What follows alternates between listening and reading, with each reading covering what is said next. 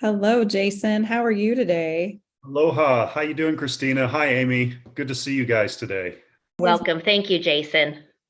yes, Yeah, it's nice absolutely. to be here talking to you We're so guys. excited to have you here. We're getting all ready for your class. And we cannot wait for our friends here in Dallas. And I think we even have some people outside of Texas that are looking at this class. So we may actually be bringing some people in to Dallas to come see you. And we could not be more pleased to have you be our first guest teacher in our space. Well, I'm So honored. well, we're honored to have you. We're honored to have you. So I'm not even going to try to introduce you and tell everybody who you are. I want everybody to hear from you. So please take it away. Tell us all about yourself, sir. Okay. Well, I started, my name is Jason Bratcher, and I've been doing massage therapy for about 30 years. I started in the mid 90s in Austin, and I did pretty much the regular thing that pretty much all massage therapists do, or people who want to become a massage therapist. I got into it because I wanted to help people. I had an interest in anatomy and physiology in the body and how it worked. And rather than spend a lot of money going to college for a lot of other stuff, which I actually did there for a little while, for radio, television, film, and communications. But I dropped out of that and because I wanted to do something else. I don't know, it just wasn't really aligning with me. So I got into massage therapy, and I did like what most people do in massage therapy. I'm trying to start a private practice, working for spas, working for people, just kind of doing that whole thing for many years. And then learning all of the different modalities that were out there. I primarily back in the day specialized in a lot of deep tissue work and structural integrative work and doing stuff that Rolfers would do because I was learning from those kind of guys and those men and women that were already pioneers in that in those fields. And so I did a lot of that work. So it was a lot of fix it work. But there was something else that was just missing because I had an interesting upbringing, kind of like this kind of weird Southern hippie upbringing. I'm not from Texas, Austin originally. I'm from Louisville, Kentucky. But we moved here in the '70s, um, and so I got exposed to just this whole cultural thing in Austin with just the university and the music and just everything. And then, of course, connected in with David Lauterstein of the Lauterstein Conway School. And so I just had all of this stuff just kind of flooding into my life, and but something was missing with the type of body work that I was doing. And then when the massage franchises and chains started coming into play and I Mm. started working for them, my eyes were opened really wide to kind of this industry and where it was going. But I I wanted to kind of get into something that really would help people on a lot of different levels. And that's when, about 13 years ago, I discovered the modality that I'm going to be teaching your students in What January. you're baiting me. I feel like you're baiting me. What is this modality that you'll be teaching our students, Jason? Well, I for the last 13 years, I've been practicing and facilitating, and for half of that, I've been teaching Hawaiian simple bodywork, or Lomilomi, which is a Hawaiian massage modality that is rooted in it has several different layers to it. It's rooted in a cultural practice and a spiritual practice, but it also has a very practical approach to it as well. But it is a really nice culmination of all of these things brought together to create this really wonderful modality that's beautiful to watch. It's beautiful to perform in. It's also pretty amazing to experience as a client on the table. And when I discovered it, I was actually looking for something else to do with my continuing education, but that workshop I was trying to do fell through. And so I had all this money and I was frantically looking for some continuing education because my credits were due. You know, as we renew stuff every couple of years, we have to do that. And so Yeah. I was looking through a magazine and I saw this thing called Sacred Lomi, and they came into town and I decided, okay, I'll I'll check it out. And back in those days, YouTube was just coming onto the scene and they were putting out demonstration videos of their work. And I go, this is really interesting. It really gripped me. It really just kind of tugged at my heartstrings and just was like this weird calling and draw to it. And when I took the workshop, it just blew me out of the water. It completely opened this floodgate of possibilities of what one can do in a massage session. And it has this impact on every aspect of a person's being, of their nervous system, of their body, and of their heart and their spirit, however they define that for themselves. And I just stuck with it. I stuck with it, assisted in their workshops, went to California to train, and also here in Texas. And then in 2010, I became an instructor. And then, and a couple of years later, I became a CE provider because I figured, you know what, this is what I really want to do. This is what I really want to teach. This was what I was meant to do. So the workshop that I'm going to be teaching for you guys and your students is essentially Hawaiian simple bodywork, Lomilomi. Oh, I'm so excited. I have not received a Lomilomi massage. I have, you mentioned YouTube, careful on the YouTubes, but yes, I have come across a few videos, and it's so beautiful. And there's such a graceful flow to it. And you're right. I having not experienced it myself, and just witnessing it, even on a device, it's moving. Yeah, it looks so impactful. I can't imagine the experience. I can't wait. I'm so excited to get to dive in more. Yeah, I think a lot of people resonate with what Lomi is. And sometimes they don't even know why they're connecting into it and why they feel so aligned to it when they've never really experienced it. They see it and they go, wow, this is something that's different. And then when people go to actually receive it from somebody who's experienced in it, or they go and they take a workshop, then they begin to understand why, because it really is a beautiful way to approach a person and establish this really wonderful, safe relationship with a person, and to help them in their therapeutic goals, and also in a lot of other areas in their life as well.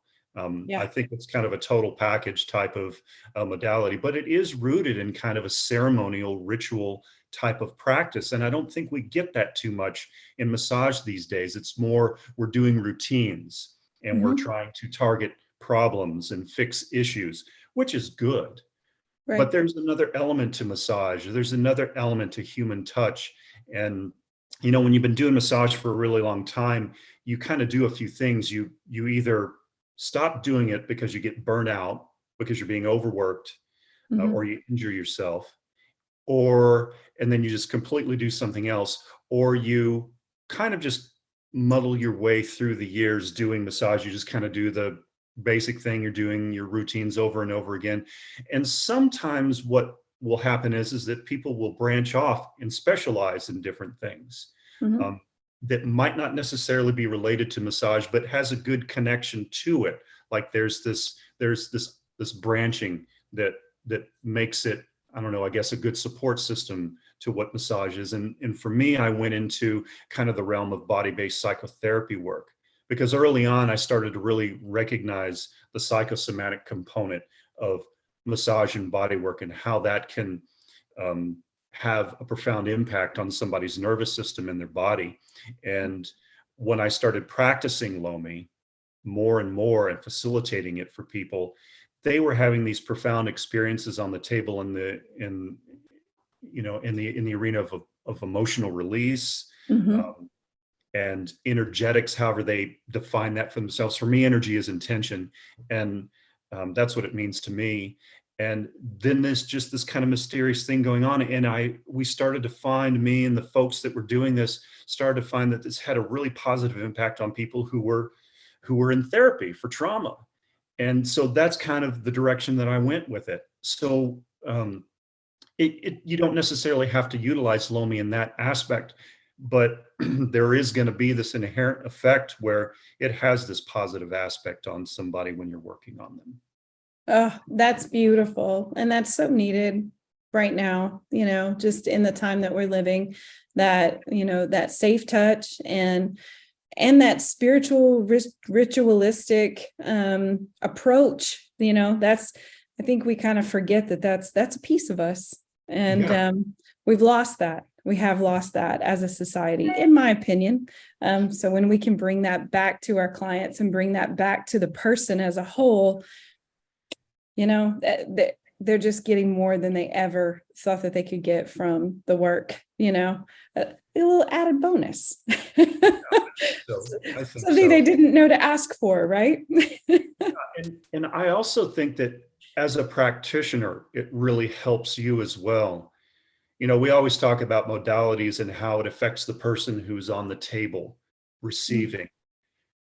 We don't necessarily talk about how that's impacting the actual therapist. And I think Lomi has this kind of positive, what we would say in the psych world, transference, countertransference, but in a positive way where the practitioner is getting something really wonderful and positive out of it for themselves, because it's helping them to open up their body and open up their mind and open up their heart to the possibilities of what they can do and create within themselves as a healer and as a therapist.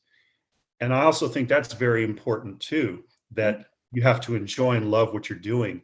And just about everybody that I talk to that have taken workshops and who do this kind of work, they really love to give Lomi. They Yeah. love to give this modality. They love to practice it because it helps them to feel more in alignment with themselves, their whole body, their whole being. In Hawaii, they call that pono, to be in alignment with, to be pono with. And so I think that's really important too. That's neat. I haven't really ever, honestly, as a body worker, I've never really dove that deep into how the work feeds me, you know? Yeah. I mean, obviously it's satisfying to be able to meet the needs of others. But yeah, you gave me a little something to chew on there, Jason. Thank Yep. you. So talk to me a little bit about what our students can expect in the workshop. What does the workshop look like? So the workshop is very, I really try to bring in a real kind of togetherness and inclusive circle atmosphere for the work. Mhm. We're not going to be doing a lot of PowerPoint presentations or learning a lot of, detailed anatomy, physiology thing. A lot of this is just a very kind of the old style way of teaching something, where I show and I talk and you perform and you do, and we work together. So most of my workshops that I've done are pretty much like that. So in the workshops, we learn session design. First, you learn about what Lomi is, and we do a little bit of the cultural background about the history and talk about that. And then we learn some things that help us to get prepared to perform this service and perform this modality. So we learn movement, we learn breath work, uh, and in relation to the cultural aspect of Lomi, we learn about how the Hawaiians see when they work on somebody and how they approach this idea of aloha spirit. And also part of the ritual and the ceremony involves pule, which is called prayer. And prayer would be akin to not necessarily praying to something higher than yourself, although that could very well be beneficial for the person and for yourself. It's more of setting an intention of a sacred space of healing to occur, and doing it in a very open and very loving and caring way. And so in the workshops, we learn a little bit about that, but then we also learn about technique and session design, how to design a session from point A to point B to C to D, on how to start a session, how to move around in the session, how to do it, and then how to end and conclude the session. So it gives students a really good idea of how to add this to their menu of services as a standalone modality. Mhm. Or if you're not interested in doing that, it gives you a really good skill set of techniques to help you integrate into the work that you already do. If you're a sports massage therapist, if you do a lot of deep tissue work, if you do just basic Swedish relaxation stuff, you can really incorporate a lot of these techniques into what you're doing that I believe has a really profound impact on what it is that you are doing. So it's a really good support system. That's why I kind of like using Lomi as an adjunct support system to assist people who are undergoing therapy for trauma and that sort of thing, because that, that works primarily on mind and nervous system, but there's a correlation between that. The body keeps score. We've all kind of looked at that book. We kind of know what that is. The body keeps score. So there, you can really blend this in with a lot of different things. And so we talk about that too. And we just kind of get back into ourselves of it's almost like people come into the workshop feeling kind of drained and maybe feeling like, God, I don't know if I want to do this anymore. And, like, oh, I got to take some more continuing education and blah, blah, blah. And I really want to impress upon people that in these workshops, what we try to do and what I try to help cultivate is to reignite those fires of what, of why you started this profession to begin with, and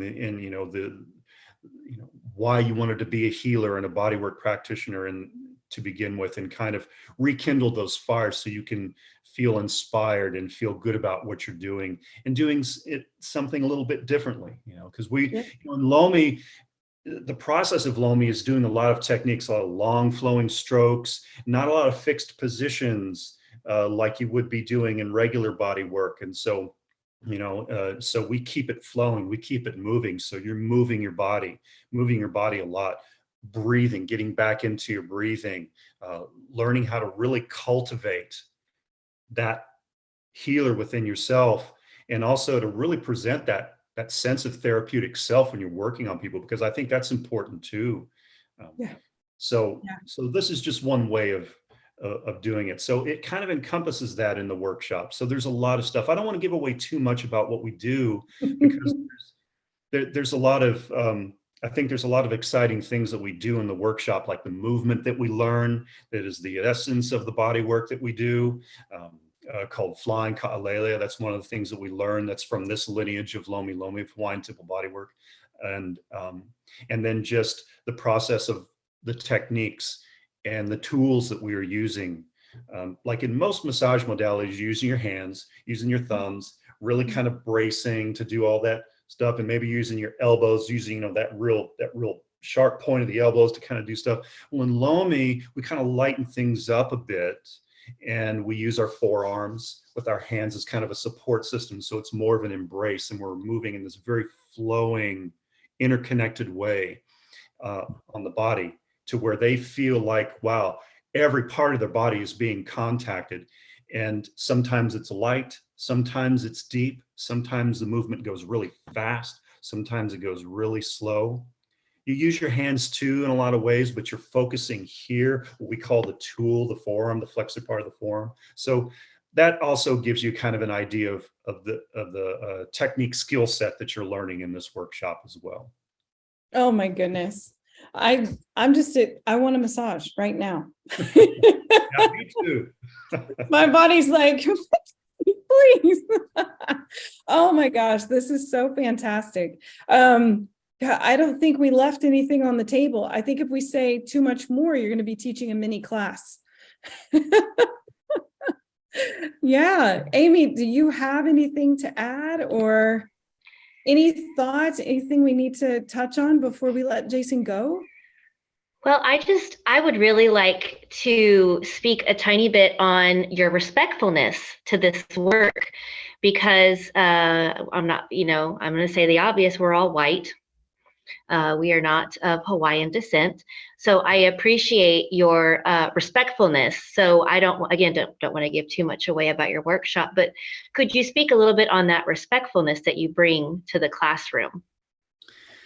When we're doing this work, I really make it clear that I'm not trying to pretend to be anything. I'm not pretending to be a Hawaiian or anything like that. I feel that this is work that really helped me. It literally saved my life in a time where I thought I was just going to give up doing massage and body work and a lot of other things.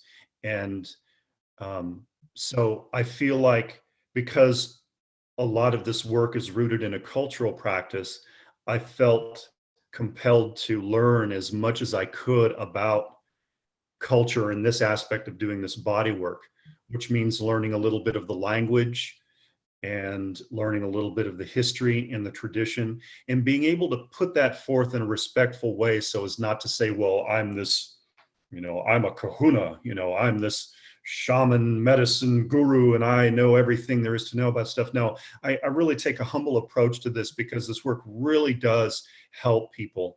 And even though I'm not a native Hawaiian, I have an ancestry as well that I rely upon to bring forth the creative aspect of who I am as a person.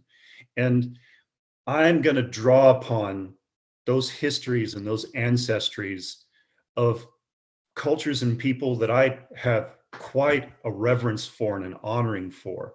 And I bring that into that scope to kind of help round me out, to help make me the better person that I am. And so I try to honor that, or at least the better person that I want to be. And, don't want to be too egotistical here, but essentially what I'm saying is that coming at this from a very humble perspective and knowing that this is rooted in cultural practice and that I'm not trying to replace anything. In fact, I encourage people to go over to Hawaii and learn from Native Hawaiian teachers. But if you can't do that, you can come, here in Texas, I'm one of the very few people that really teach this out. And I've had Native Hawaiians come into the class before who have, really been accepting and tolerant, I would say, of me presenting the work. And they seem to feel that I present it fairly well without having to come across as, this, I've got a Hawaiian name and I'm going to pretend to be like this. No, but I do the best I can to present the history correctly, to say the language, like the pule, the prayer, the Lomi prayer that we learn, and the Oli and the chant, some of the chant stuff that we do, to do that as correctly as I possibly can with who I am. So in that aspect, I feel like I approach this with a certain amount of reverence and respect, and that's all I can really say. Yeah, no, I appreciate that so much. I feel like that is a beautiful way to describe your approach to this just a magical work that you're going to bring to us. So thank you. Yeah, thank you. I mean, this lineage of Lomilomi comes to us from a Hawaiian kahuna by the name of Abraham Kauai. He originally came up with this style of Lomilomi, and there are different styles of Lomi out there. There's a lot of Lomi out there, and people that you can study different lineages from. Auntie Margaret Machado, Makala Yates, a bunch of other people that you can go out there and learn Lomi from. I'm not the stopping point. I'm more of like the springboard point. But I also take this work and I take it and I apply it in a very practical way to really provide a service to community and help people. Hawaiians have this sense of community called ohana, and then there's what's called the great family, ohana nui. It's like your global family, and so this for them is a service to community. It's a family oriented thing, and we try to keep it like that and try to imbibe the aloha spirit as much as we can, which is about love and inclusion and togetherness. It's not just a hello and goodbye greeting that you say when you get on and off the plane, when the Hawaiian girls put the lei over your neck and everything like that. There's a lot deeper, more of a deeper meaning to what these principles are. And we touch on that a little bit in the workshop. I just love your passion for the work. I love your passion for the community and the heritage of the work. And I can't wait to be in the presence of your reverence for the work and to learn more. I'm so excited to have you in our space, Jason. I'm excited to be there, and thank you. And yeah, it's really an honor to be there. I've been trying to do something in Dallas for a long time, and it just has never worked out. And I'm glad that it's now going to work out. And I'm very excited to teach the students and to see how they receive this work and see what we can do and what we can create together as a community and as an ohana to learn this work. I hope that this will be something positive for the people there in Dallas. Thank you so much. Thank you so much.